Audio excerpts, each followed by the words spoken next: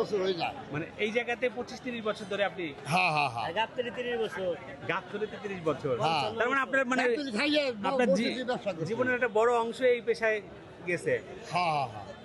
এখন একটু আমার বলবেন যে যারা ইয়াং একদম বয়স কম অনেকেই দেখি এই পেশা আসতে চায় না, গরুর গোবর গন্ধ, গরুদের ঘৃণা করে। এটা যার যার পেশা, যার যার অভিরুচি।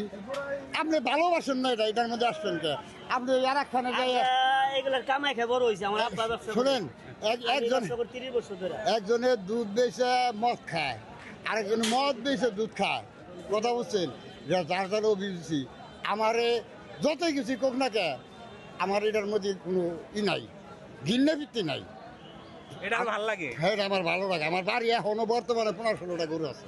আচ্ছা, গরু যদি না থাকে তখন আপনার আরো না, ভালো লাগবে না, আচ্ছা, ভালোই লাগবে না। বসে থাকলি এখানে বসে থাম, গরু বাছুর না থাকলি হাটে যাওয়া যাবে না, বাজার যাওয়া যাবে না, গরুর ঘাস কাটুন লাগবো না, গরুর কোনো কিছু করুন লাগবো না। কোনো হাটে এইটা না কিনতে আমি হাটে আসতাম না, আপনার হাতের মধ্যে দেখা হইতো না, কথা হইতো না বলে এতটি কথা খরচ করলাম।